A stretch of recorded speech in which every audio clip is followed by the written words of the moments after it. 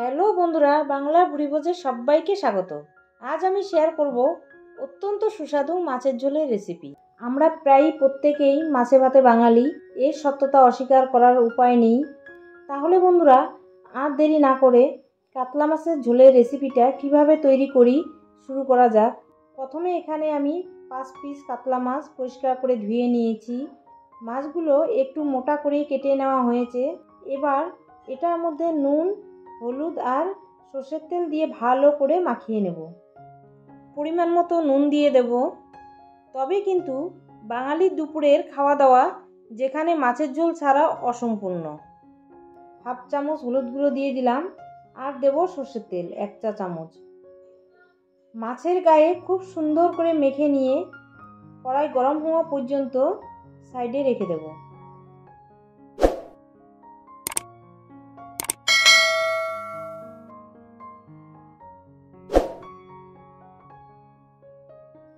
কড়াই গরম হয়ে গেছে। এবার পর্যাপ্ত পরিমাণে সর্ষের তেল দিয়ে দিলাম। তেলটা গরম করে নিয়ে এক এক করে মাছের পিসগুলো ভেজে নেব।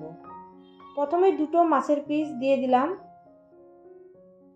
এক পাশ ভাজা হয়ে গেছে, উল্টে দিয়ে আর এক পাশ আমি একইভাবে ভেজে নেব। লাল লাল করে ভেজে নিচ্ছি। মাছটা পুরোপুরি ভাজা হয়ে গেছে। এবার একটা পাত্রে তুলে নেব।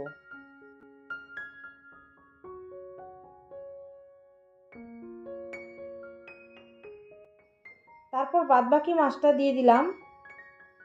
মাছটা ভাজা হতে হতে এদিকে 3টে মাঝারি থেকে একটু ছোট আলু নিয়ে লম্বা লম্বা করে কেটে নেব।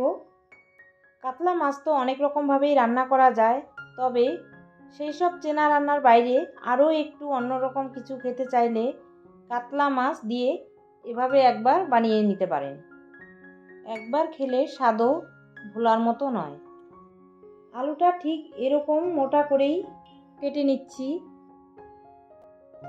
সম্পূর্ণ আলুটা কেটে নিয়ে এবার এদিকে ঝোলের জন্য মশলাটা তৈরি করব। প্রথমে এখানে 6 থেকে 7টা শুকনো লঙ্কা নিয়ে নিলাম। লঙ্কার মাথার দিকটা কেটে এভাবে করে বীজটা বের করে নেব। মাছের ঝোলটা একটু অন্য প্রসেসেই রান্না করব। ঝোলের কালার খুব সুন্দর আসার জন্য শুকনো লঙ্কাটা এভাবে বীজ ছাড়িয়ে খোসাটা পেস্ট করে দেব। আরও একটা সুবিধা হবে, দুহাত দিয়ে একটু ঘষে নিলেই কিন্তু বীজটা খোসা থেকে ছেড়ে আসবে। তারপর ঢেলে দিলেই কিন্তু খুব সহজেই বীজটা বেরিয়ে যাবে। প্রত্যেকটা লঙ্কার বীজ ছাড়িয়ে নেওয়া হয়ে গেছে। বীজটা আমি ফেলে দেব না, অন্য রান্নাতে ব্যবহার করব। এবার এই বাটির মধ্যে বীজ ছাড়ানো লঙ্কাগুলো দিয়ে দিলাম। 1 চামচ গোটা জিরে আর 7-8 কোয়া রসুন দিয়ে দিলাম। আর সামান্য জল দিয়ে ভালো করে মিশিয়ে 15 থেকে 20 মিনিট ভিজিয়ে রাখবো। আর এদিকে বাকি মাছগুলো ভাজা হয়ে গেছে, তুলে নেব। খুব সুন্দর করে সম্পূর্ণ মাছটা ভেজে নিয়ে ওই তেলের মধ্যেই লম্বা লম্বা করে কেটে রাখা আলুটা ভেজে নেব। সামান্য নুন আর হলুদ দিয়ে হালকা লালচে করে ভেজে নেব, আঁচটা কমিয়ে। 2 মিনিট মতো নাড়াচাড়া করে নেব। খুব বেশি ভাজবো না, হালকা করেই ভেজে নেব। এদিকে আলুটা ভাজা হতে থাক। আর অন্যদিকে এবার 3টে ছোটো সাইজে পেঁয়াজ নিয়ে স্লাইস করে কেটে নেব। পেঁয়াজটা মিক্সিং বাটির মধ্যে নিয়ে একটা পেস্ট বানিয়ে নেব। তাহলে বন্ধুরা, রেসিপিটা যদি ভালো লেগে থাকে লাইক, কমেন্ট, শেয়ার আর সাবস্ক্রাইব করার অনুরোধ রইল। পাশে থাকা বেল আইকনটা অবশ্যই প্রেস করে দেবেন, কারণ আমি চ্যানেলে যখনই কোনো নতুন রেসিপি শেয়ার করব খুব তাড়াতাড়ি আপনাদের কাছে পৌঁছে যাবে। আর এদিকে আলুটা হালকা লালচে ভাজা হয়ে গেছে, তুলে নিয়ে এবার একই তেলের মধ্যে পুরো রান্নাটা করব।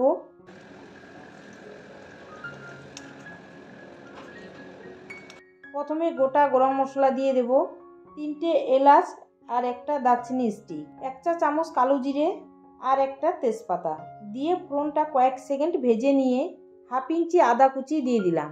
একটু মিহি করে কুচিয়ে নিয়েছি। এবার 1 মিনিট মতো নাড়াচাড়া করে পেঁয়াজের পেস্ট দিয়ে দেব। আবারও ভালো করে মিশিয়ে নিয়ে কিছুক্ষণ কষিয়ে নেব। কষাতে কষাতে যখনই দেখব মশলা থেকে তেল ছাড়তে শুরু করছে, তখন এর মধ্যে শুকনো লঙ্কা, জিরে রসুনের পেস্টটা দিয়ে দেব। আবারও কিছুক্ষণ কষিয়ে নেব। আরও 3-4 মিনিট ধরে কষিয়ে নিলাম মিডিয়াম আঁচে। এবার শুকনো উপকরণগুলি দিয়ে দেব। প্রথমে কাশ্মীরি লঙ্কার গুঁড়ো 1 চা চামচ, হাফ চামচ হলুদ গুঁড়ো আর 1 চামচ ধনে গুঁড়ো, আর দেব স্বাদ অনুযায়ী নুন। সামান্য জল দিয়ে ভালো করে মশলাটা কষিয়ে নেব। আর বন্ধুরা, গরম ভাতের সাথে এই একটি খাবার থাকলেই অন্য কোনো রান্নার দরকার পড়বে না। আবারও মশলাটা কষাতে কষাতে যখনই দেখব মশলা থেকে তেল ছাড়তে শুরু করছে, তখনই 2টো মিডিয়াম সাইজের টমেটো পেস্ট দিয়ে দেব। টমেটোর পেস্ট দিয়ে আবারও কিছুক্ষণ কষাতে হবে। মশলাটা কিন্তু পুরোপুরি কষানো হয়ে গেছে। মশলা থেকে চারপাশে তেল ছেড়ে দিয়েছে। এবার আগে থেকে ভেজে রাখা আলুটা দিয়ে মশলার সাথে মিশিয়ে নেব।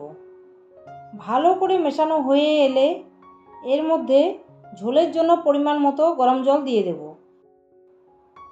খুব বেশি জল দেব না, ঝোলটা মাখো মাখো করব। ঝোলটা যেহেতু মাখো মাখো করব, আর একটু জল দিয়ে দিলাম। এবার নাড়াচাড়া করে ঝোলের সাথে মশলাটা মিশিয়ে নেব। তারপর ঝোলটা ফুটতেই ভেজে রাখা মাছটা একে একে দিয়ে দেব। এবার ফ্লেমটা হাইতে রেখে 3-4 মিনিট ঝোলটা ফুটিয়ে নেব। ঢাকা দিয়ে দিলাম। 3-4 মিনিট ফুটিয়ে নিয়ে ঢাকাটা খুলে দেখে নেব। দেখুন বন্ধুরা, ঝোলের কালারটা খুব সুন্দর এসছে। দেখতে যেমন হয়েছে, খেতেও কিন্তু অপূর্ব হয়েছে। এই সময় ঝোলে নুন টেস্ট করে নেবেন। একটু নুন লাগবে, দিয়ে দিলাম। দুর্দান্ত হয়েছে বন্ধুরা। এবার মিশিয়ে নিলেই কিন্তু তৈরি দুর্দান্ত টেস্টি কাতলা মাছের আলু দিয়ে ঝোল। একটু গার্নিশ করে নেব। একটা টমেটো কয়েক টুকরো করে এভাবে চারপাশে দিয়ে দিলাম। ফ্লেভারের জন্য 5টা চেরা কাঁচা লঙ্কা দিয়ে দিলাম। সবার শেষে অল্প ধনেপাতা কুচি ছড়িয়ে ঢাকা দিয়ে 2 মিনিট ফুটিয়ে 3-4 মিনিট স্ট্যান্ডিং টাইমে রেখে দেব।